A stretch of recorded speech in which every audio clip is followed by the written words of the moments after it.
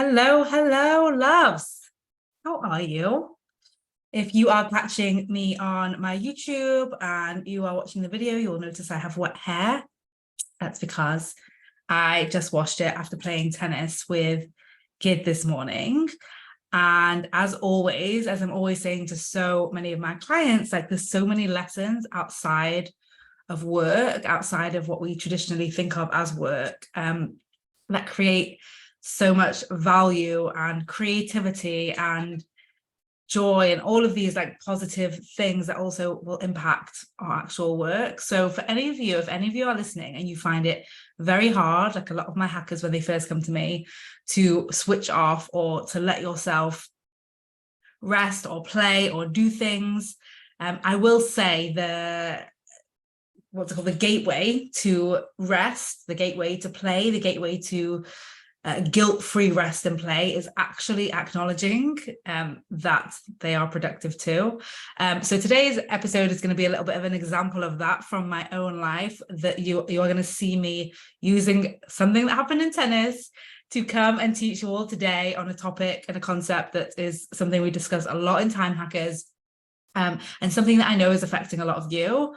So that's what's going on today. It's kind of like a double lesson. There's the lesson and there's the lesson beneath the lesson. But I definitely wanted to just pause and acknowledge that, like, you know, obviously not everything we have to do has to be productive. We definitely don't want to be just thinking in that way, that very way that we've been taught to think about ourselves as producers or consumers only. But if you struggle to switch off, to rest, to play, then know that literally everything has what we call in Time Hackers externalities. And that's an economic term from my background in economics, which means like basically unintended external impacts. And that can be positive or negative. So me playing tennis this morning had an externality, a positive externality of creativity for this very podcast episode. And so, you know, if any of you are struggling to give yourself time to do what you want to do, instead of thinking about what it's going to take from maybe your work or your to-do list, think about what it's going to give to it. Okay, so speaking of, let me take a sip of my tea here. So speaking of, well, I'm giving all the warm-up now to the main events. So me and Gid have been playing tennis, and I played tennis from, I was saying to him today, literally from when I was 2. My dad's a really big tennis player, like a really good tennis player. Not big, I don't know what that would even mean, but he's a really good tennis player. So we always played, and it was always fun until I think I was about 11, 12, and I just decided I wanted to stop playing. I just used to go and sit and refuse to play. So that was where I was at until a few years ago. I would dip in and out a little bit, but really during COVID, me and Gid, we were living in the countryside in someone's like granny flat, and they had a tennis court on the ground. So we started playing. It was so much fun. And now we've kept it up. So we were playing today, and so normally how we start is we go forehand to forehand, which is two specific boxes. We do them for a rally to get to 10. And then today I was like, I want to do the backhand 10 to 10. And Kitty started yelling at me because it was taking us longer to get to 10. He's like, why don't you just do the forehand and then we'll get there faster? And I said to him, because if I want to get better at this, then I have to be willing to be bad at it. And that's the lesson. That's when I really thought of you guys. And knew that I wanted to talk about that today, because another place that comes up is serving in tennis. So that's like to open the point, you do a serve. It's a specific type of shot for anyone that doesn't know tennis. And it's one that I definitely need the most practice on and also the least want to do, right? Of course, I want to do it the least when I tell myself I'm not good at it. Of course, I want to do it the least when I tell myself it's going to be a waste of time. I'm already behind, all of this narrative that so many of my clients come to me with around their work or around personal goals or whatever it might be. So I just want to pause for a minute, and I want everyone listening to think about something that they want to do but are not doing. So for me, it could be practicing my serves. For Giddy, it could be practicing his backhand. It could be something silly. It doesn't need to be something heavy and serious. In fact, oftentimes when we're first thinking about the work and the tools and what I teach about, it's actually really helpful to do it on something where you don't put a lot of weight on it, just to see how the brain is so the same. Like our brains are the same over the little things and the big things, right? So now you have something in mind. I want you to think, or to just even pause and think, what are you telling yourself about why you can't do that thing? Is it like, I'm not good, it's going to take a long time, I don't know if it's going to be worth it? What is it that you're telling yourself? And this particularly, what struck me today with the tennis was this is particularly potent and strong when it comes to having two things side by side that we can do, where one we're already good at and the second one we're new to or we don't feel as confident in. So that could be the forehand and the backhand. That could be the play versus the serve.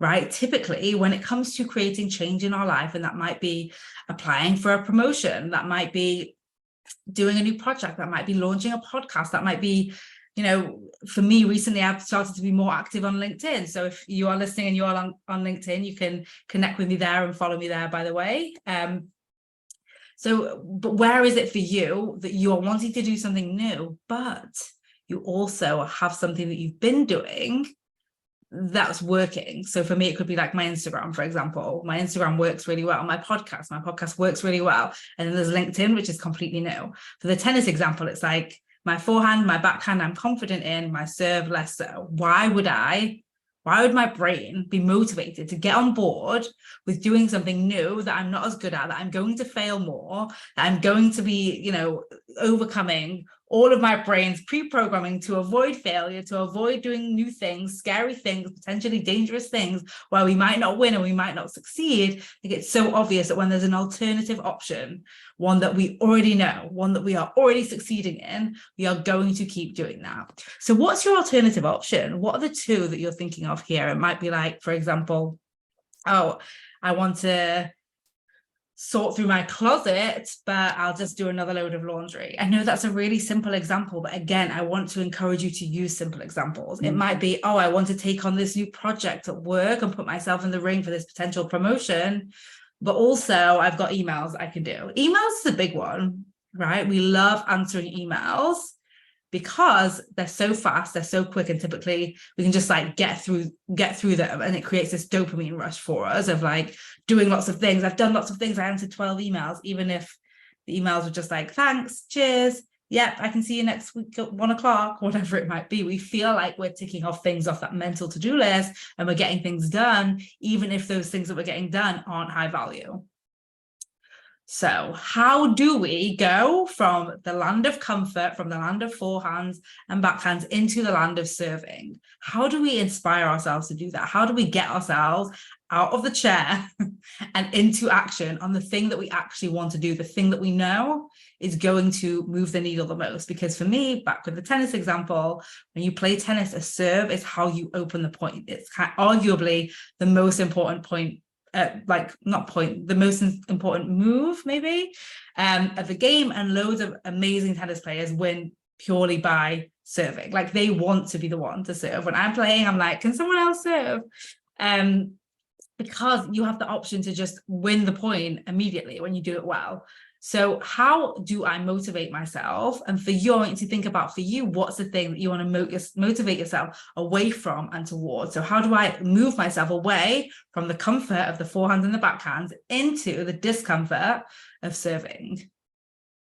Right? Knowing spending time improving there is actually going to be a way significant impact to my tennis game than improving my forehand. And for example, I'm going to give a numerical example here. If this goes over your head, that's fine, but some of you might get it more, which is like, if I'm 50% good at my serve and I increase that 10%, then I've gone up to 60%, right? So that's 10% increase. If I'm 50% good at my forehand and I increase it 10%, I get to 60%. Right? So I've gone from 50 to 60. If my serve is a 10% good and I increase it 10%, I go to 20%. I've doubled it. I've doubled how good I am at serving.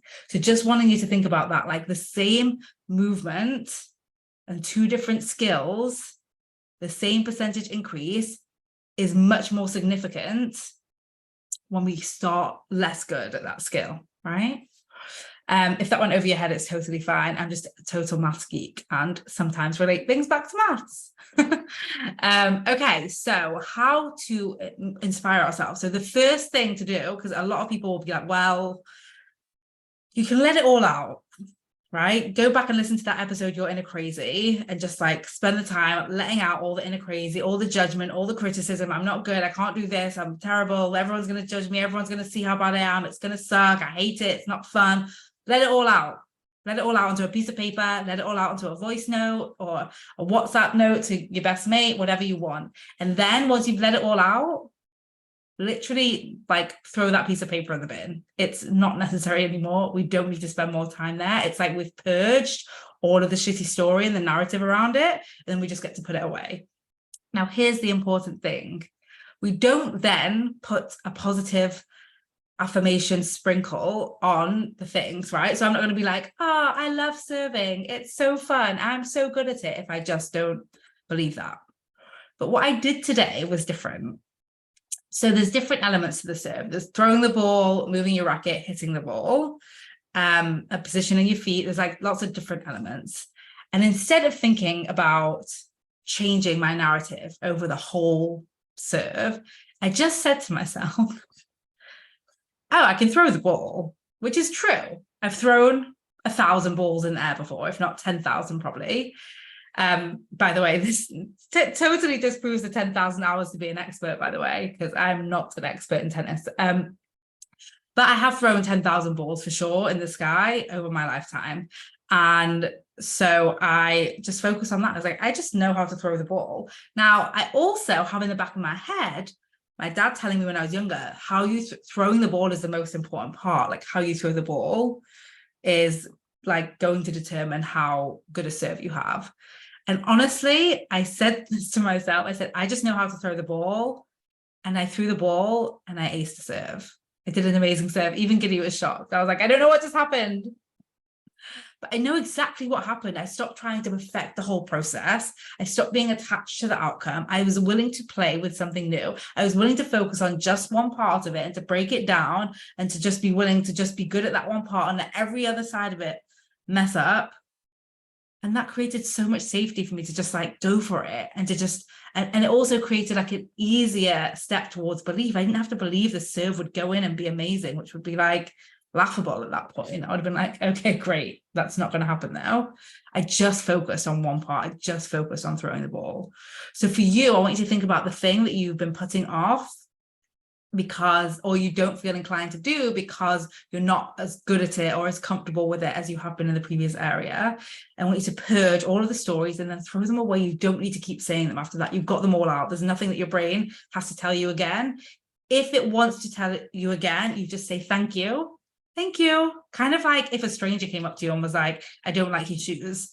You wouldn't be like, oh my God, you don't like my shoes. You'd be like, thank you. Okay. Like, I don't need to take that on board, but you have a nice day. That's the exact attitude you want to have if your brain throws it at you again. You don't need to argue with that part of your brain. You don't need to convince that part of your brain. You don't need to silence that part of your brain. You just get to be like, okay, thank you. Point taken. And I'm going to move on.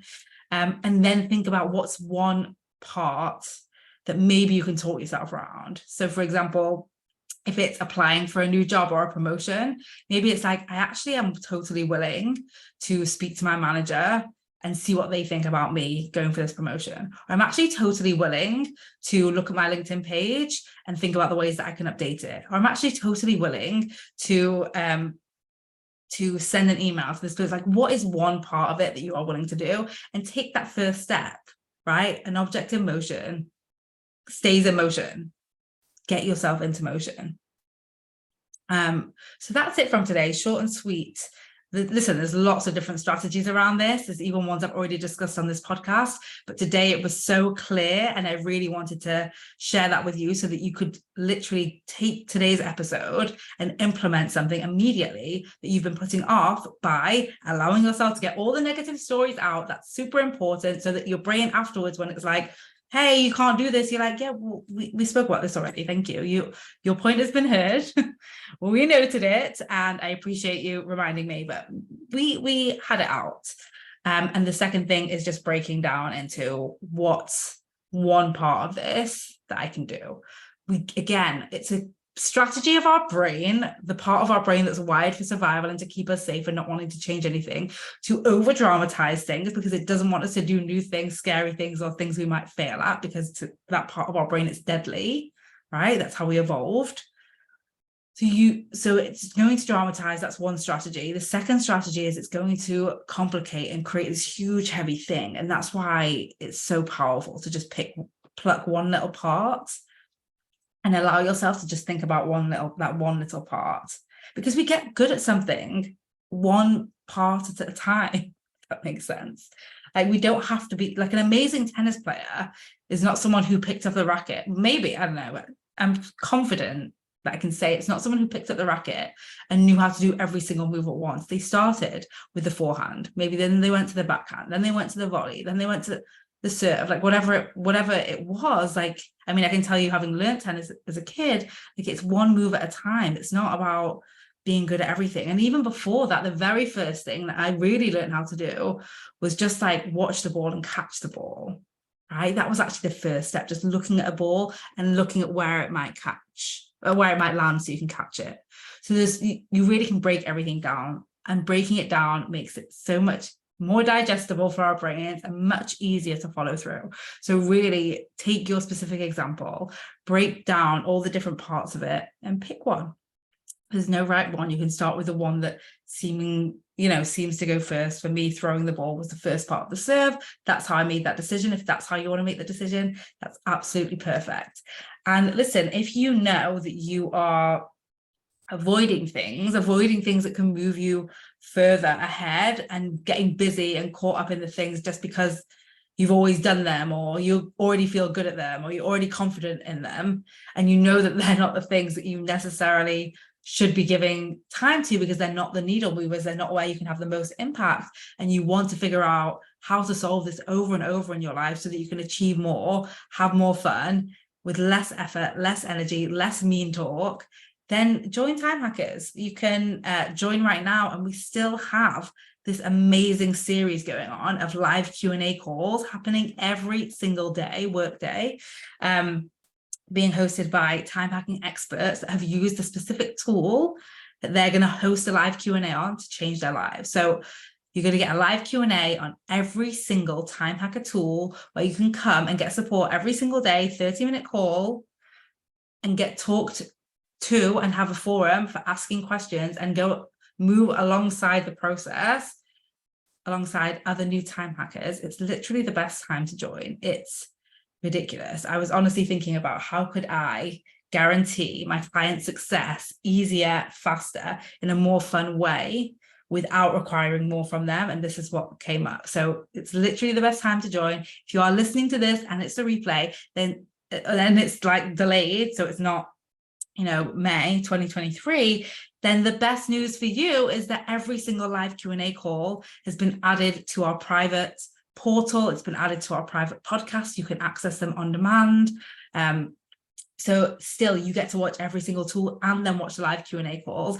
And then still, we have the community where you can come and ask your questions, and obviously regular coaching as well. So if you want to be a time hacker and you want to hit the ground running, and you want to achieve more in the next 30, 40 days than you have done in the past year, now is the time to join. Just go to vickylouise.com/time or whatever the subtract mark is, hackers. You can always email us, team@vickylouise.com, with any questions. And I can't wait to see some of you inside the community this week, some newbies. All right, bye, loves.